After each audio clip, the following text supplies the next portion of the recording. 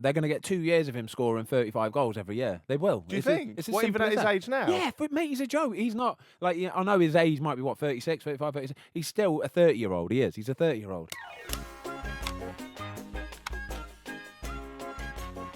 Romelu, honestly, mate, was one of the nicest blokes you would honestly meet. I'm not even just saying that as well because it's Romelu, but he is one of the nicest guys. And when he signed on loan from us, so he was at Chelsea at the time, and he signed on loan. And I'd say for probably the first half of the season, he kind of struggled to find his feet a little bit, but everybody could just see that he was going to be a monster. You could tell that he was going to be like an absolute joke of a player. Like physically, he was incredible.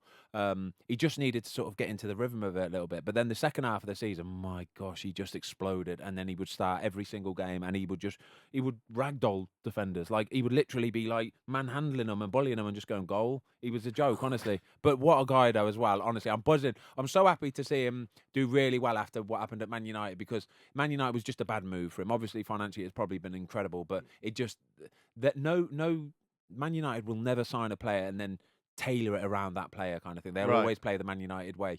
Whereas every other team he's been successful at, they've basically gone, right, we've got Romelu Lukaku, let's just play to his strengths and play around him and get round it and boom, boom, boom. So yeah, I think he'll be massive at Chelsea. But what a lovely bloke, honestly. He's even now like still follows me on Insta, Twitter, all that kind of stuff. Does he? He'll always message and he'll reply to like little tweets and stuff. Like wicked, mate. Wicked. Love that. Is he your tip for Premier League top goal scorer? Nah, Harry Kane still.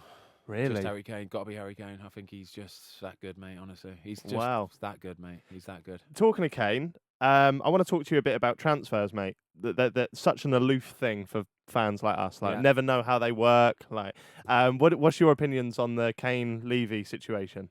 I feel a little bit sorry for Kane, a little bit, because I think if he goes his whole career and he still hasn't won anything, it is a bit of a waste, isn't it? And I do feel for him, because there's players. I think there's a list now of players that have left Tottenham, and since leaving Tottenham, there's like 80. I think there's 80-odd players that have won something since leaving Tottenham, which is incredible. So yeah, I do feel for him for a little bit, because if he was at Man City or something like that, he could break like all sorts of records. He could be scoring 35, 40 goals a season, couldn't he? Do you know what I mean? He's that good. Obviously, he didn't turn up for training. People like the speculation in the media is that he had a gentleman's promise from Levy. Does that stuff go on? Could that have been a possibility? No, that does. Yeah, that does go on, and I think that's where it gets a little bit personal then, because I think like you say, if you've had assurances and somebody said that, yeah, okay, listen, we'll never stand in your way, kind of thing, and then when this comes, and it's the biggest move of them all, basically, isn't it? If you could go to one of them, if you could go like Barcelona, like Real Madrid, sort of Man United, Man City, Chelsea, if you can get to one of them, that's the time where you won't stand in somebody's way.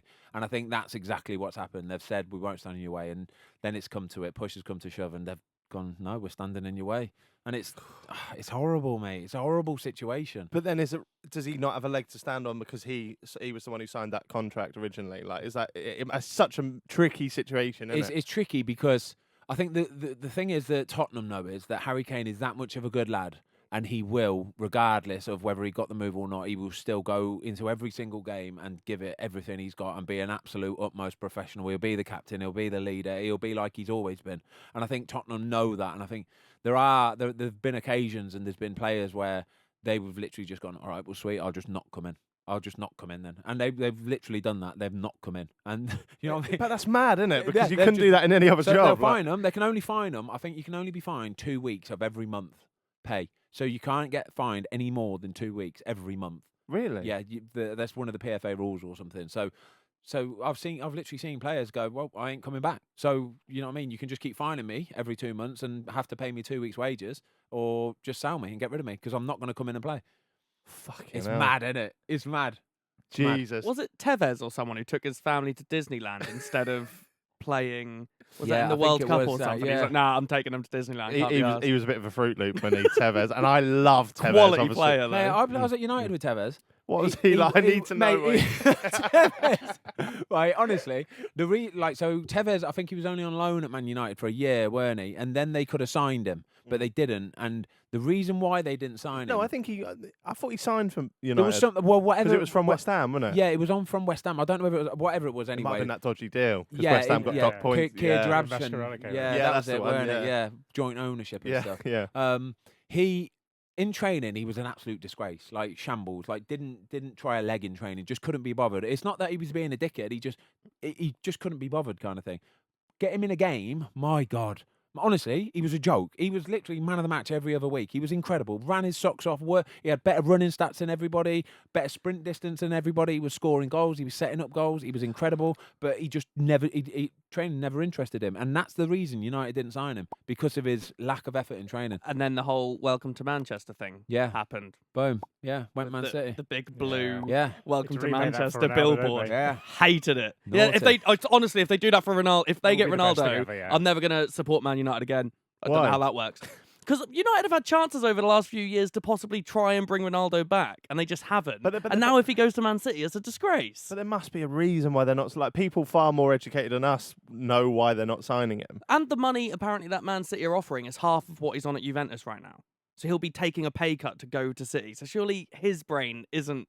And he said in an interview that he wouldn't do it for money. No. They asked him a few years ago, would he go to Man City for the money? And he was He like, said not for money. if it was for money, I'll go to Qatar. And he was like, I'd only go for the quality or something like that. I don't want it to there has happen. to be something going on, because he's a no-brainer. If Man City sign Cristiano Ronaldo, they're going to get 2 years of him scoring 35 goals every year. They will. Do you think? It's as What, even simple at as his that. age now? Yeah, but mate, he's a joke. He's not like, I know his age might be 36, 35, 36. He's still a 30-year-old. He is. He's a 30-year-old. So he's got at least 2 years of still absolutely killing it. He will, for sure. And imagine the shirt sales and stuff like Oh that. my Yeah, commercially, God. it's going to be worth it. I will change my answer to who I think is better between Ronaldo and Messi if he You goes cut to the City. fuck that. Yes, we I will. sat in this room Turncoat. Yeah. I don't care. Oh. No, because I'm a massive Ronaldo fan, but also because I So support you're Man basically United. just admitted that me backing Messi all these years is the correct answer, but because Ronaldo paid for Man U. I know Messi's incredible, Fucking but hell. I will despise him as a man. Understatement of the year. I know Messi's incredible, but But I'll despise Ronaldo as a man if he does it. you're Team Ronaldo, aren't you? I'm Team Ronaldo. Like I say, only just because I played him, I just think he's an absolute joke. I'd love it. But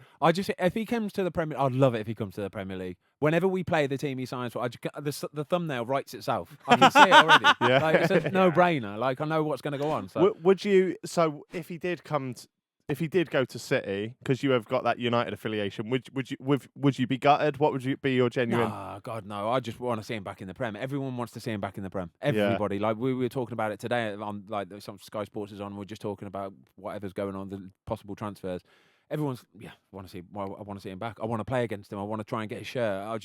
Him being back in the Prem is just proper. At the time of recording, it's transfer. The transfer window's still open, but it will be shut by the time this goes out. About a week, just under a week left, isn't it? Yes. 4 or 5 days. So it will be slam shut by the time that you guys out there are hearing this. It's quite a fascinating, exciting time for a fan.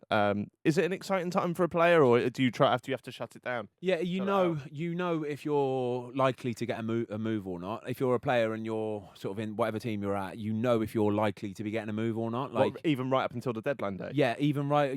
Basically when you go back at the start of that season, whether you're going to be getting a move or not. Most of the time, it's not because the club will say, we're going to sell you. You just know. Like, you've already spoken to them previously, like they'd have already let you know, kind of thing.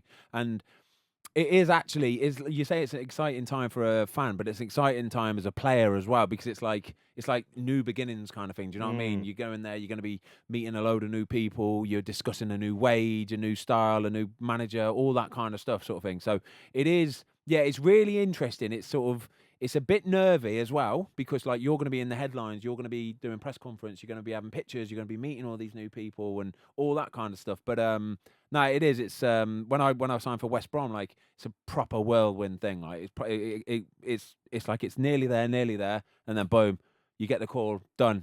Right, you need to get yourself down. As soon as that, you basically what will happen is your agent will go, right, it's done. Now what we need to do is go and get the medical. So the medical's booked in for tomorrow. And that's how quick it moves. Or it could be later that day. The medical's booked in for tomorrow or later on today. You will travel to the area of wherever club you're signing for. So if you're signing for a London team, you'll have to go into central London, go to one of the private hospitals. And that's when you'll get all your scans done, basically. You basically just lie in an MRI machine for about friggin' 4 or 5 hours, honestly. What? You're constantly in, out, because they'll have to do ankles, knees, groins, hips, shoulders, like everything, your back. but you have to keep getting in and out every time because there's different like attachments you have to put on and stuff like And that. they're just X-raying you to see. MRI scanning you. They just fully keep an MRI scanning you. So then they get the results back because they need to know that if they're signing a player for 10 million quid, he can't have a degenerative knee or something like that. He's going to break down after 6 months' time or something. So that's when you go and have your medical. And then once that's done, your agent is already sorting the personal terms. He's already sorting it.